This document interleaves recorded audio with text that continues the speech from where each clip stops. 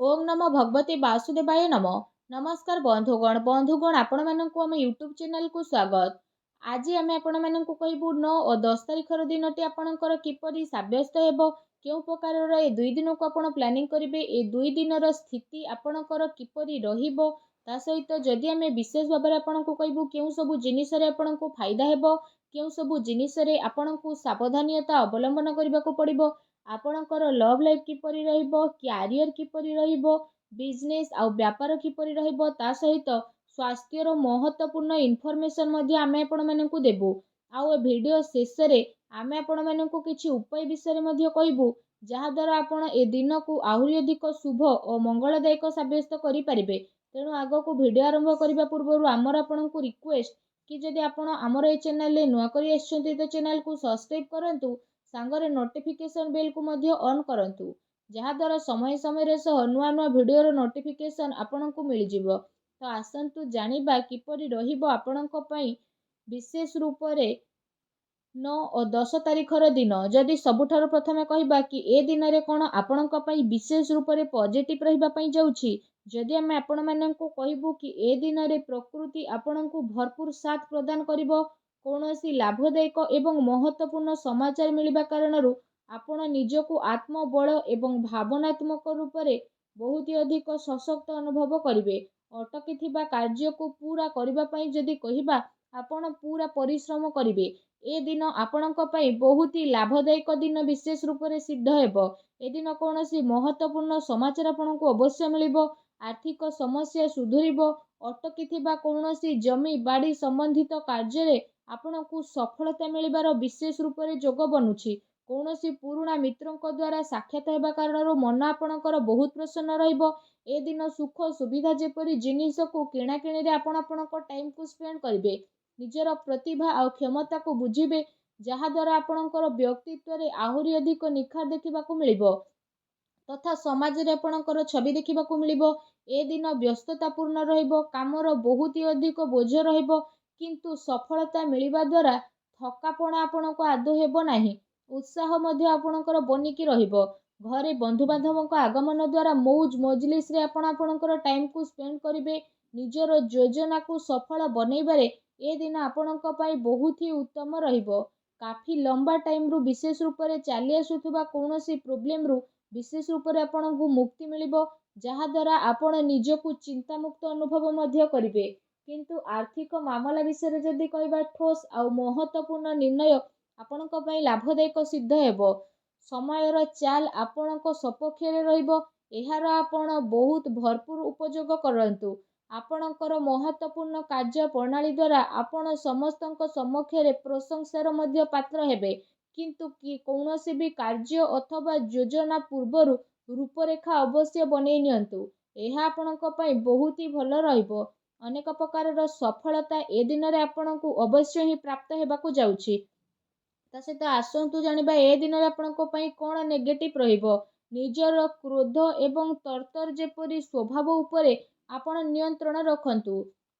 कौनसी संबंधी बा पड़ोसी सहित वाद विवाद जेपरि स्थिति आपणकर उत्पन्न होई पारे, ठीक हेबो कि निजर कार्य उपरे आपण ध्यान दियंतु। अन्यर अजथा खर्च को नजरअंदाज करंतु। मनरे कौनसी भूल बुझामणा जेपरि आशंका हेबार विशेष रूप से संभावना बनुछि। निज स्वभाव रे नियंत्रण रखंतु, कारण केबे केबे आपणकर क्रोधपूर्ण बाणी अन्य को आहत करि देई थाए। एहा सहित संबंध रे मध्य आपणकर कटुता आसी थाए। आयर संसाधन रे जदि कहबा आपणकर स्थिति बदलिबो, किंतु खर्च मध्य आपणकर बढ़िबो। सेति पई निजर बजेट अनुसार खर्च करंतु। किछि अस्वस्थता मध्य आपण अनुभव करिवे, किंतु आपणकर कॉन्फिडेंस आपणको एक्टिव बनेकी रखिबो। एहा सहित अन्य कारणरू जदि कहबा कौनसी प्रकार धनहानि मध्य आपणकर होई पारे। चाचा घर लोकंक द्वारा आपणक संपर्क खराब हेबाकू दियंतु नाही। एहा द्वारा अकारण रे आपणकर चिंता उत्पन्न होई पारे। किछि प्रतिद्वंदी जलनार भावनार सहित आपणक पई किछि नकारात्मक वातावरण मध्य उत्पन्न करिवे एवं कौनसी कथा को नहीं लड़ाई झगड़ा मध्य आपणकर होई पारे, किंतु टिके सावधानता आपणको प्रॉब्लम रु मुक्ति पहुंचाइबो। घरर बड़ वृद्धंकर अवहेला आदौ करंतु नहीं। केबे केबे भूल बुझामणा एवं अलस्वामी कारणरू जदि कहबा ଆପଣଙ୍କର ବନୁଥିବା କାର୍ଯ୍ୟରେ ରୋକାବଟ ମଧ୍ୟ ଆସିପାରେ। ଏହା ସହିତ ନିଜ ବିଚାରରେ ମଧ୍ୟ ଲଚିଲାପଣ ରଖନ୍ତୁ। ଏହା ଆପଣଙ୍କ ପାଇଁ ବହୁତ ଭଲ ରହିବ। ଆସନ୍ତୁ ଜାଣିବା ଏ ଦିନରେ ଆପଣଙ୍କର ଲଭ୍ ଲାଇଫ୍ କିପରି ରହିବ। ବିବାହିତ ଜୀବନରେ ସାମଞ୍ଜସ୍ୟ ଆପଣଙ୍କର ରହିବ। ମନୋରଞ୍ଜନ ସମ୍ବନ୍ଧିତ କାର୍ଯ୍ୟରେ ସମୟ ବ୍ୟତୀତ ହେବା ଦ୍ୱାରା ପରିବାରରେ ହାସ୍ୟ ପରିହାସରେ ଖୁସିର ମାହୋଲ ରହିବ। ପାରିବାରିକ ବାତାବରଣ ଏ ଦିନରେ ଆପଣଙ୍କର ସୁଖଦପୂର୍ଣ୍ଣ ରହିବ। ପ୍ରେମ ସମ୍ବନ୍ଧରେ ମଧ୍ୟ ପ୍ରଗାଢ଼ତା ଆସିବ। ରୋମାଣ୍ଟିକ୍ ମାହୋଲ ମଧ୍ୟ ରହିବ। ନିକଟ ସମ୍ବନ୍ଧୀଙ୍କ ଦ୍ୱାରା ଆପଣ ଡିନରରେ ଯିବାର ମଧ୍ୟ ପ୍ରୋଗ୍ରାମ ବନେଇ ପାରନ୍ତି। କାଫି ସମୟ ପରେ ଆପଣ ଘରୁ ବାହାରିବା ଏବଂ ଲୋକଙ୍କ ସହ ମିଳାମିଶି କରିବା ଖୁସି ଆପଣଙ୍କୁ ବିଶେଷ ରୂପରେ ପ୍ରଦାନ କରିବ। ପାରିବାରିକ ବାତାବରଣ ଖୁସି ଭରା ରହିବ। ଘରର ସବୁ ସଦସ୍ୟମାନେ ଜଣେ ଆଉ ଜଣଙ୍କ ସହିତ ନିଜର ଟାଇମକୁ ସ୍ପେଣ୍ଡ କରିବେ। ବାହାର ସମ୍ବନ୍ଧରେ ସାବଧାନ ରୁହନ୍ତୁ। ଏହାଦ୍ୱାରା ମାନହାନି ହେବାର ମଧ୍ୟ ସମ୍ଭାବନା ରହିଛି। ପରିବାରର ବ୍ୟକ୍ତି ଆପଣଙ୍କୁ କିଛି କଥା କହିପାରନ୍ତି। ତା ସହିତ କାମର ବ୍ୟସ୍ତତା ଦ୍ୱାରା ଆପଣ ପରିବାରକୁ ଟାଇମ୍ ଦେଇପାରିବେ ନାହିଁ। ସେଥିପାଇଁ ଆପଣ ସେସବୁ ପାଇଁ କିଛି ଟାଇମ୍ ଅବଶ୍ୟ ବାହାର କରିଦିଅନ୍ତୁ। ପାରିବାରିକ ସମ୍ବନ୍ଧରେ କିଛି ଟାଇମ୍ରୁ ଚାଲି ଆସୁଥିବା ଚିନ୍ତାକୁ ସାଙ୍ଗରେ ବସିକି ଆପଣ ସୁଲଝେଇବାରେ ସଫଳ ହେବେ। ତା ସହିତ ଘରର ବାତାବରଣ ପୁନଃ ସୁଖଦପୂର୍ଣ୍ଣ ଏବଂ ମଧୁରମୟ ରହିବ। ଆସନ୍ତୁ ଜାଣିବା ଏ ଦିନରେ ଆପଣଙ୍କ ବ୍ୟବସାୟ କ୍ୟାରିୟର କିପରି ରହିବ। ଫ୍ରେଣ୍ଡସ୍, ଏ ଦିନରେ ବ୍ୟବସାୟରେ ପ୍ରଡକ୍ସନ ସମ୍ବନ୍ଧିତ କାର୍ଯ୍ୟରେ କମି ଆସିବା କାରଣରୁ ଚିନ୍ତା ଆପଣଙ୍କର ବଢ଼ିବ।